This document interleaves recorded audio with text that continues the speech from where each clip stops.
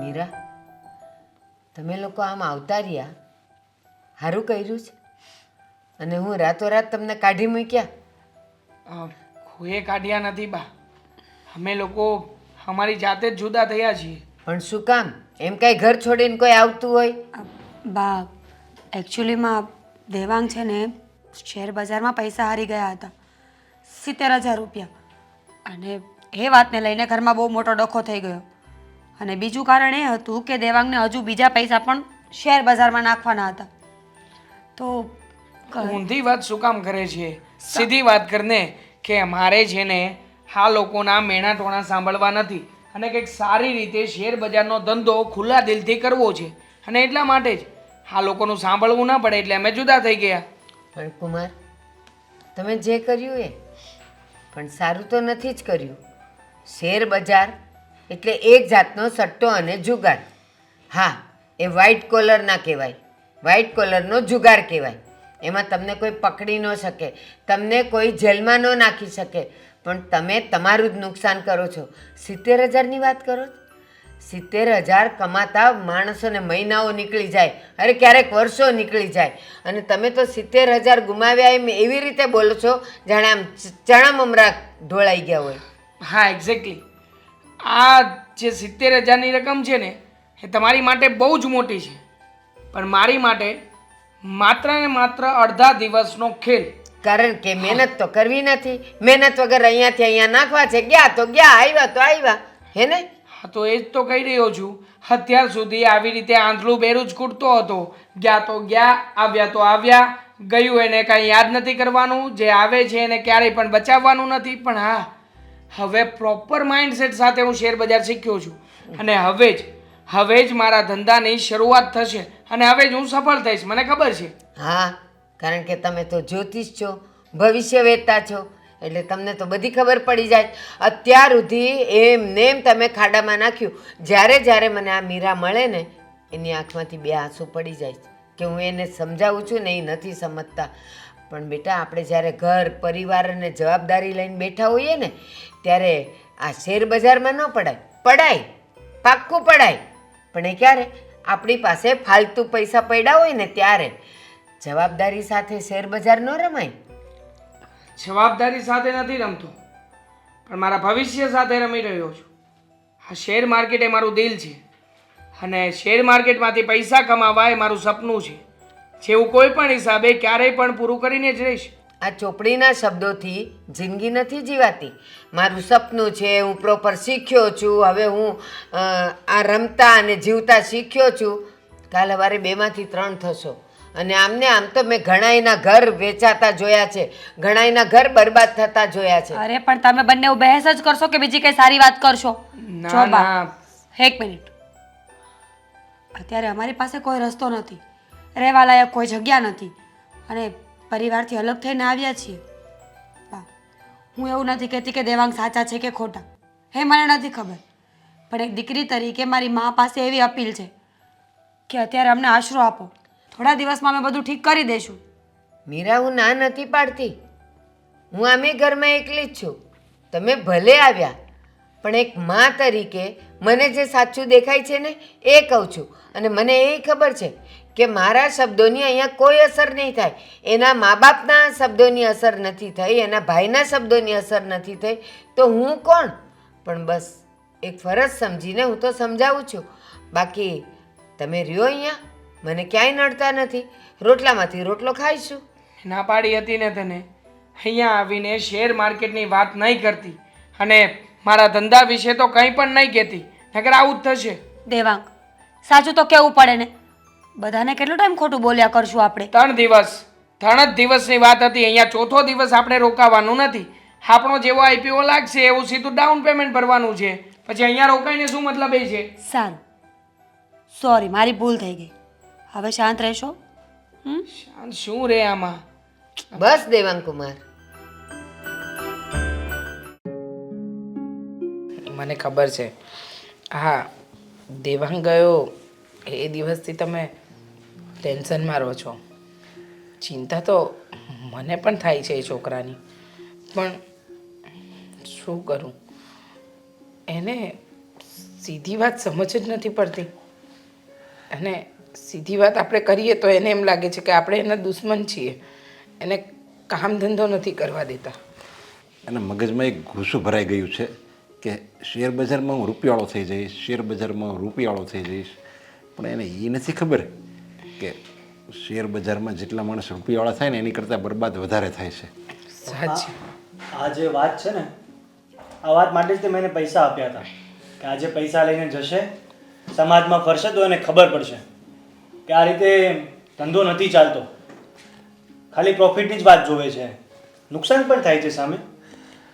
અરે પ્રોફિટ કરતાં નુકસાન 10 ગણું થાય છે.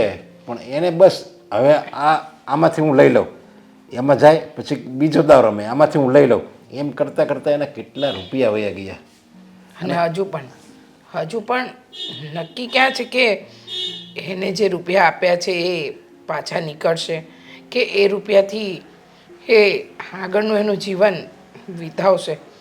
મને તો બહુ જ ચિંતા થાય છે કે આમાં તો નાની એવી જ વસ્તુ છે કે આજે પૈસા નાખશે, કાલે ડૂબશે, ફરીથી પૈસા નાખશે, એ પણ ડૂબશે, અને આ બધા પૈસા રિકવર કરવામાં ને કરવામાં એ આપણું આખું ઘર ખાલી કરી નાખશે. સાચી વાત છે.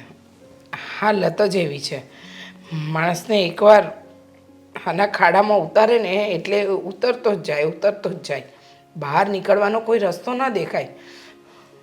અરે મને તો ચિંતા એ વાતની છે, અને જો વધારે ખોટ જાહે અને લેણું કરશે, પછી લેણીયા તેની ઘરે આવશે અને એ કંઈક અવળું પગલું ન ભરી બેસે. હા, વાત તો તમારી સાચી જ છે. એ અવળું પગલું ભરે એવો તો નથી, પણ મને ચિંતા એ વાતની છે કે એ કંઈ આ ઘરને વેચી ન મારે. જો એ આવું કરશે ને તો આપણે મરવાના દિવસો આવશે, રસ્તામાં આવી જાઓ. વાત તો તમારી સાચી છે, પણ ભગવાન કરે ને એ બહુ કમાય ને ખુશ રહે. આપણે તો એવી જ પ્રાર્થના કરવાની ભગવાનને. હા, આપણે નથી જોઈતો એનો રૂપિયો, પણ એ સુખી રહે બસ. અરે એને રૂપિયા કમાવાનો વિચાર સારો છે અને કમાવવું જ જોઈએ, પણ એનો જે રસ્તો અપનાવ્યો ને એ જ ખોટો છે. આ શેર બજાર એક વ્યસન છે પપ્પા. આમાં આજકાલના બધા જુવાનિયા છે ને, બધા શેર માર્કેટમાં પડી ગયા છે. બધાને એવું છે કે ટૂંક સમયમાં પૈસા 10 ગણા અને 20 ગણા કરી દઈએ. અને પણ ધંધો થોડી આ રીતે ચાલે છે પપ્પા. લાંબા સમય સુધી મહેનત કરે એનું ફળ મળે છે, ટૂંક સમયના પૈસા થોડી રહે છે. આ વસ્તુ ભાઈ કોઈથી સમજી જ ના શક્યો. હા, એને સમજાવવો ને એટલે પથ્થર પર પાણી રેડવા બરાબર છે. એ સમજી જ નથી શકતો કે તું કે તારા પપ્પા કે હું શું કહેવા માંગીએ છીએ, ને અત્યારે કઈ સ્થિતિમાં હશે ને એનો તને કે મને ખ્યાલ જ નથી. અને આપણે સમજાવવા જાવી ને તો આપણી સાથે બાધા છે. સમજાવવા ગયા એટલે તો એ બાધીને જુદો થઈ ગયો, અને આણે પાછા 3 લાખ રૂપિયા આપ્યા એટલે એને તો દોડવું થયું, ઢાળ મળી ગયો, એવું જ થયું ને એને તો. હા, હવે એ રૂપિયા એણે રફે દફે કરી દીધા છે, એની પાસે કંઈ રહ્યું નહીં હોય, અને મને લાગે છે એ મારી ક્રેડિટ ઉપર બધા પાસે રૂપિયા ઉછીના લે, અને પછી ભરી નહીં શકે ને તો પેલા લોકો મારી પાસે રૂપિયા માગશે કે એ તો હતો તો તમારો દીકરો ને, પછી આપણે તો શું કે શરમે ધર્મે દેવા તો પડે જ ને. હા, પણ ભગવાનને પ્રાર્થના કરો બધું સુખરૂપ રહે બસ. અરે મનોજ, શું કરી રહ્યા છો તમે લોકો? અરે એક ટીપ તો સાચી આપો. તમારા લીધે આજે જે રોજ 5 દિવસથી લાખ રૂપિયા માઇનસ જઈ રહ્યો છું. માર્જિન હતું એ પણ વપરાઈ ગયું છે. હવે બીજા રૂપિયા ક્યાંથી કાઢું? અરે મકાન છે તો મકાન થોડી મારા નામે થઈ ગયું છે, હપ્તા પણ બાકી છે અને લોન પણ ભરવાની બાકી છે. આ મૂક હવે, હેરાન કરી નાખ્યો છે. દેવાંગ, સાચું બોલો છો તમે? આટલા રૂપિયા હારો છો તમે આમાં, તો પછી આ બંધ કરી દો ને. કેમ? આટલા રૂપિયા હારો છો એવું કહી શકે, પણ આટલા રૂપિયા તમે બનાવો છો એવું ના કહી શકે. આ 3 લાખ રૂપિયામાંથી કેટલા કર્યા હતા? 8 લાખ રૂપિયા. આ 8 લાખ રૂપિયા કરીને હવે જ્યારે ગયા છે તો એ પણ પાછા આવી જશે. રૂપિયા ક્યાંય બીજે નથી, માર્કેટમાં જ છે. દેવાંગ, સમજતા કેમ નથી? 5 દિવસમાં આટલું નુકસાન આવ્યું છે. વધારે નુકસાન થશે તો શું કરશો? ક્યાંથી ભરશો? કરી દઈશું, ગમે ત્યાંથી ફરી પાછા રૂપિયા બનાવીશું ને આવું મારે એકસાથે નથી થયું. દુનિયાના મોટા મોટા લોકો સાથે આવું જ થતું હોય છે. મોટા મોટા લોકો પાસે હોય પાછળ કંઈ નહીં ને તો ખાલી બેક સપોર્ટ પણ હોય કે એમના ભાઈ કે એમનો બાપ કોઈ એને સપોર્ટ કરીને આમાંથી બહાર કાઢી શકે. તમને કોઈ બહાર કાઢવા વાળું છે? માર્કેટ જ સાઈડ વે છે આજે કોઈ ટ્રેડ જ નથી કરવું. શું કહેતી હતી? હા, તમને કોઈ સપોર્ટ કરવા વાળું છે નહીં? ના હોય તો કંઈ વાંધો નહીં. હા, અનિલ અંબાણી લઈ લે, મોટી મોટી ઇન્ડસ્ટ્રીઝના માલિકોને લઈ લે, રસ્તા ઉપર રખડીને પાઉં ખાઈને પણ રાતો વિતાવી છે, હું વિતાવી લઈશ. બાકી હા જેટલું મેં માર્કેટમાંથી ગુમાવ્યું છે ને એનાથી 30 ગણું વધારે હું લઈશ એની પાસેથી. તમને ખબર ના હોય ને તો કહી દઉં કે માણસને મહેનતની સાથે સાથે નસીબની પણ જરૂર પડે છે. ખાલી એકલા નસીબ કે એકલી મહેનત કોઈને આગળ નથી લાવતા. તમે એ લોકોની વાત કરો છો ને, એમના દુઃખ તો તમને દેખાય છે, પણ એમનો સંઘર્ષ, દિવસ ને રાત મહેનત કરીએ એ પણ તો જો. હું પણ એ જ કરું છું ને, હું પણ ઓછી મહેનત કરું છું. અચ્છા. હા, આખી રાત બેસીને સ્ટડી કરું છું. સ્ટડી કર્યા પ્રમાણે જ તે હું વધારે પ્લાન બનાવું છું અને પ્લાન બનાવ્યા પ્રમાણે જ અત્યાર સુધી સફળ થતો હતો. પણ કોણ જાણે કેમ માર્કેટમાં શું થઈ ગયું છે, જેટલા પણ પાસા ફેંકું છું ને એ બધા જ પાસા ઊંધા પડે છે. હા, હવે તમે હારી જાઓ, તમને નુકસાન આવે તો વાંક માર્કેટનો છે. તમારો તો આમાં કોઈ દોષ છે જ નહીં ને. તમે તો સર્વગુણ સંપન્ન છો, તમને તો બધી ખબર પડે છે. દેવાંગ, આ તમારો ઘમંડ છે જે તમે તૂટવા નથી દેવા માંગતા. એક વખત શાંતિથી વિચાર કરો. હોય માણસના જીવનમાં ઘણું બધું ચાલતું હોય છે, ઘણા બધા પડાવ એવા આવે છે જીવનમાં જ્યારે આપણે હાર માનવી પડતી હોય છે, અને હાર માનીને બીજો રસ્તો પાસ કરી લઈએ ને તો એમાં કોઈ ગુનો નથી, સારી વાત છે. હા, સારી વાત છે, મને કોઈ વાંધો નથી. પણ હું ગુનો નથી કરતો અને હું ક્યાંય પણ ખોટા રસ્તે નથી જતો. હું જે કરું છું એ મારી માટે કરું છું. હા, તું વિચાર કરી લે ને, 3 લાખમાંથી 8 લાખ રૂપિયા, 5 લાખ રૂપિયાનો નફો, અને પણ આટલા ઓછા સમયમાં. કેટલા મહિના થયા આપણે આ ઘરમાં આવ્યા એને? 4 મહિના થયા છે હજી. હવે 4 મહિનામાં આટલી પ્રગતિ મારો ભાઈ ક્યારેય ના કરી શકે. બહુ મહેનત કરે છે ને.